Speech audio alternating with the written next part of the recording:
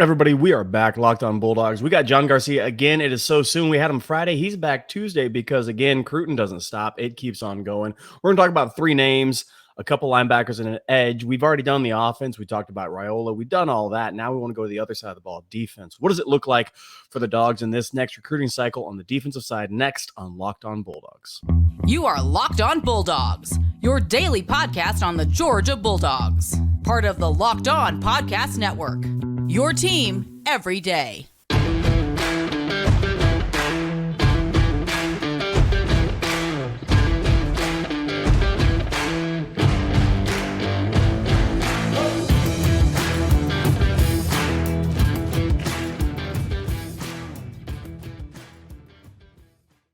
Welcome back, everybody. This is Locked On Bulldogs, part of the Locked On Podcast Network. Thanks for making us your first listen. Today's episode is brought to you by FanDuel. More on them in a moment, but make every moment count more with FanDuel.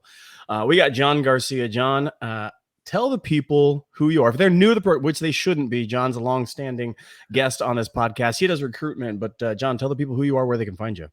Yeah, plenty of opportunities here on the Locked On Network to hear us talking a little bit of ball and, of course, recruiting. And come bug me on Twitter, John Garcia_JR. Been in the business quite a while, and it's more exciting than ever. Look, there's a couple of people that I know recruitment-wise, and sometimes when I talk to them, I have to give them a couple of volleyball things. I don't got to do that with John. He knows. He's right off it. He is a pro's pro. And then, sneak on over to some other Locked On rivals because he's going to be talking with them, maybe get the other side of it as well if you can find them. We're talking three names today at two position, edge and then linebacker. And I'm going to start with edge for us, John. I'm going to give you the name Dylan Stewart, kid out of D.C., 5-star, third, according to some, let's just say top 25 kid, 5-star Dylan Stewart, tall, lean, edge. Who is this guy? We're on his heels.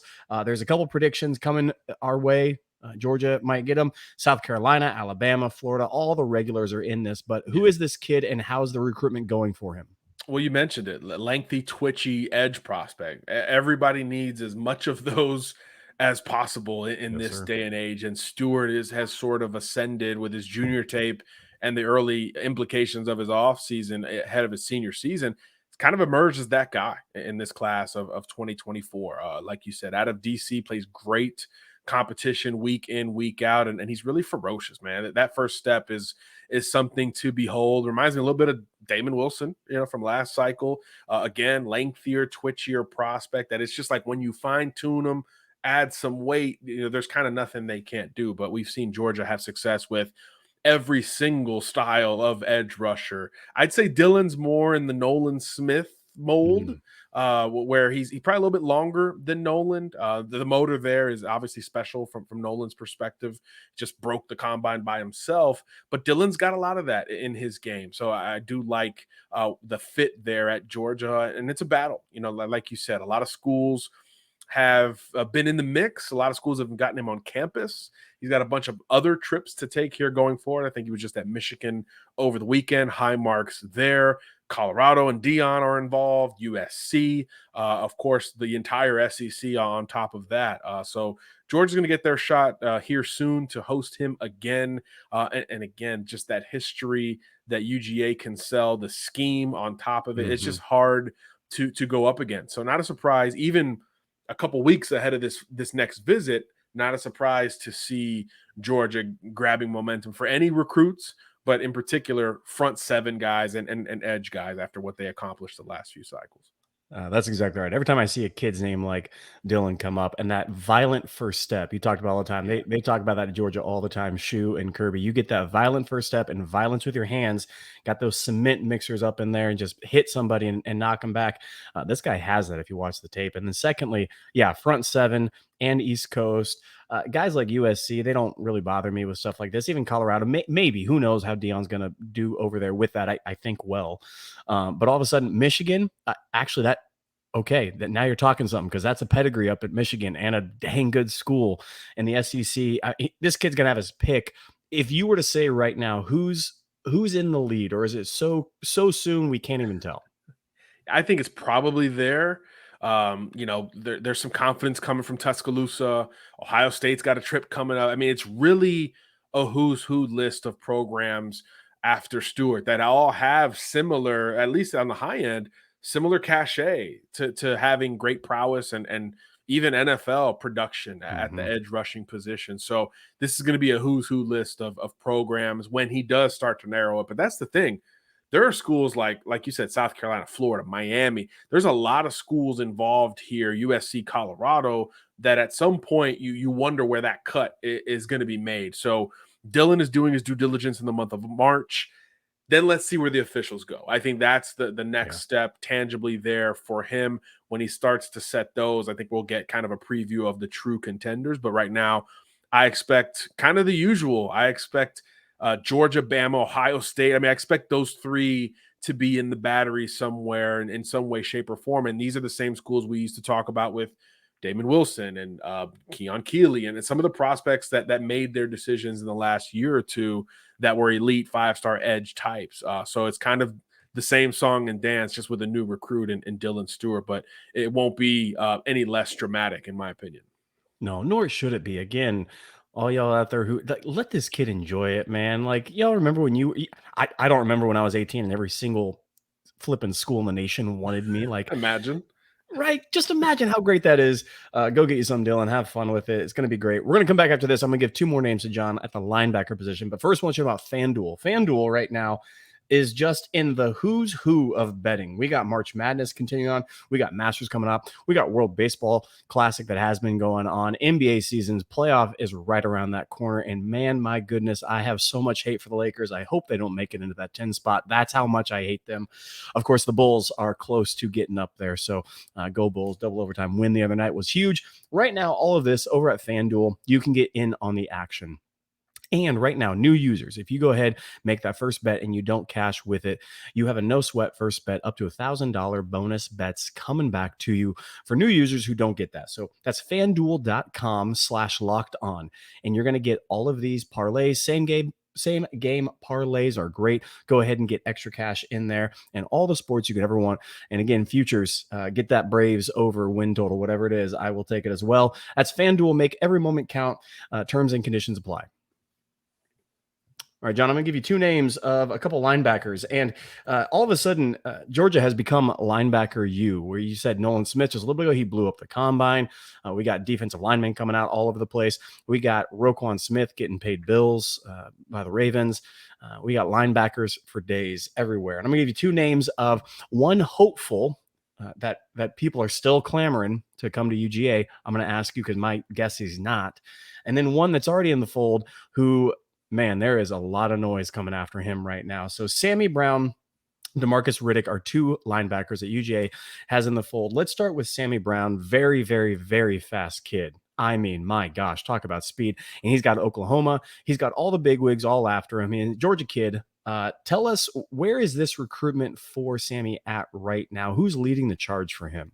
Yeah, that's a great question. I think Clemson has held some cachet with him for quite a long time. Ohio State, Georgia, Tennessee, all those schools right in the mix here. But I think the difference with Sammy is this is a kid that we started hearing about like as a freshman. You know, this was hey, he's bigger than everyone else. And then he just kept getting bigger and faster along the way to now he's, borderline 5-star type recruit who is college ready from a physical standpoint, but technically he can do a little bit of everything. I've seen him cover running backs at camps like if he was 190 pounds, but he's like 225 and solid. So he's got a lot of modern traits to his game. Like you said, he runs incredibly well, sideline to sideline on top of that. So naturally extremely coveted. But yeah, this is a long-standing race, meaning he's probably been to Georgia 7, 8, 9 times, but then Tennessee and Clemson have had him 5, 6, 7 times, right? So it's one where it's so long-standing and it's so thorough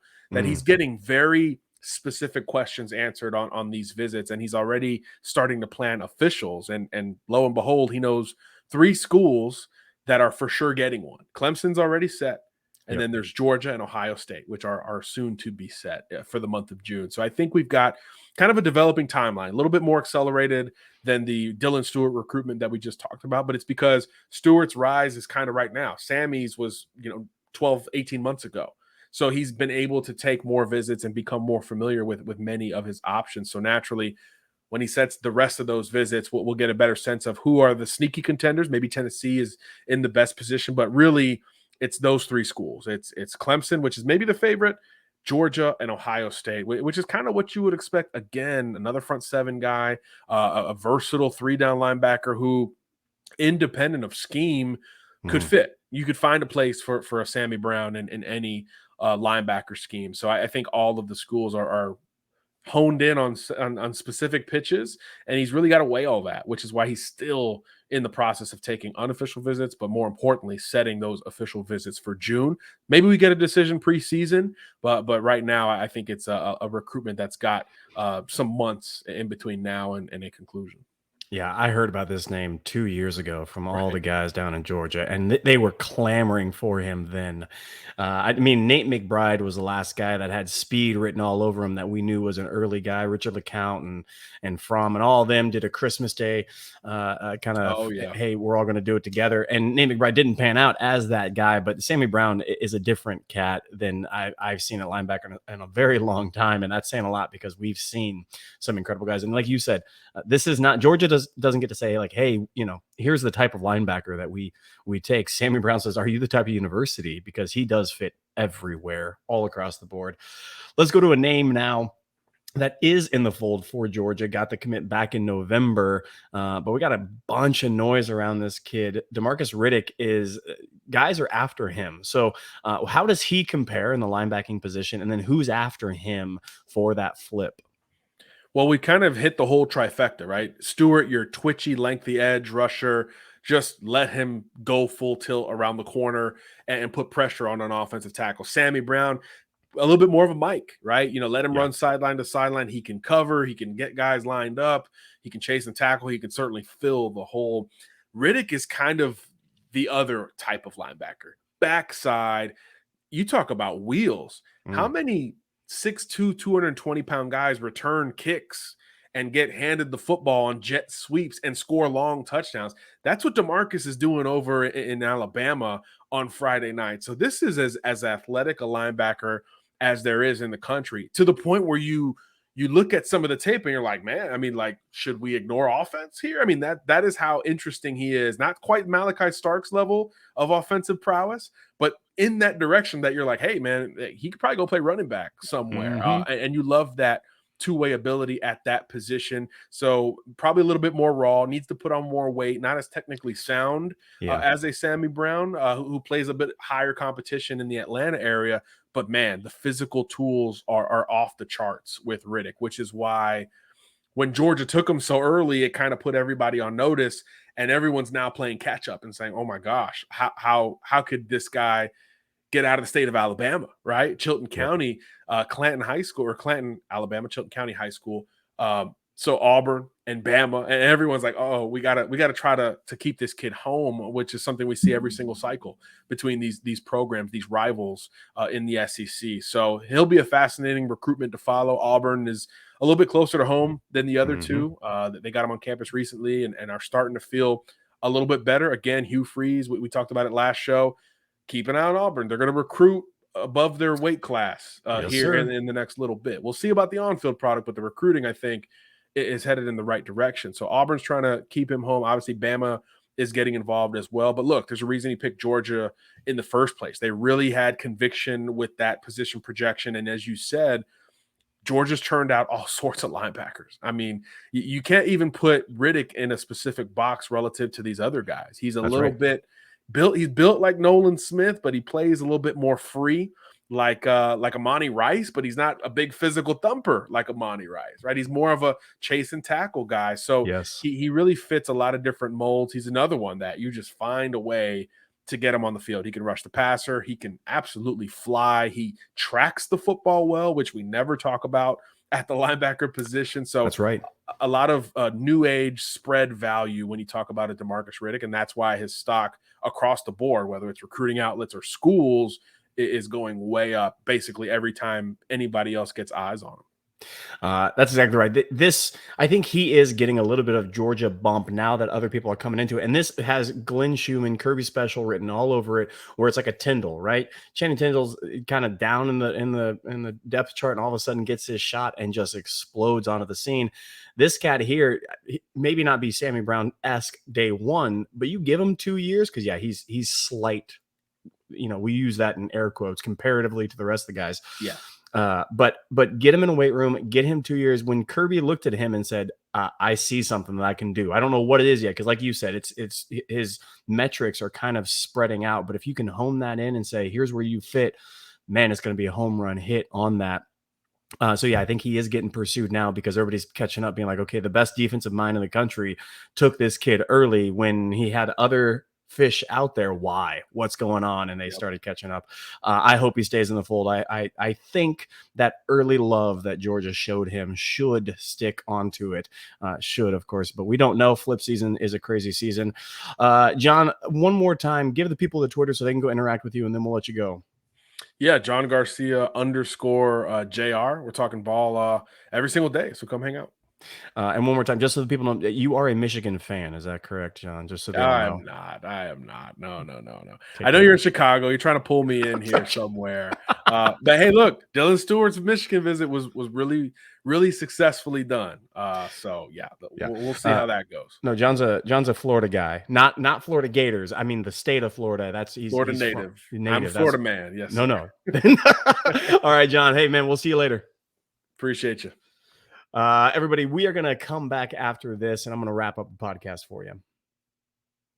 All right, let's talk about things that we're going to wrap up here.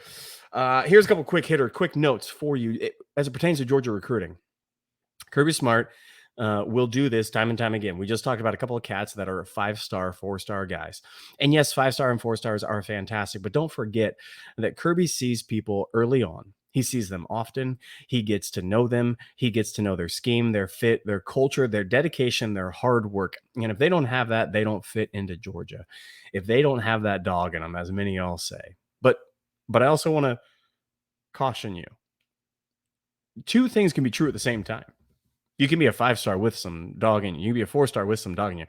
Some of these people that we've had come through, some of these guys have not been great for us because they've been highly touted, highly recruited, and then just fizzled.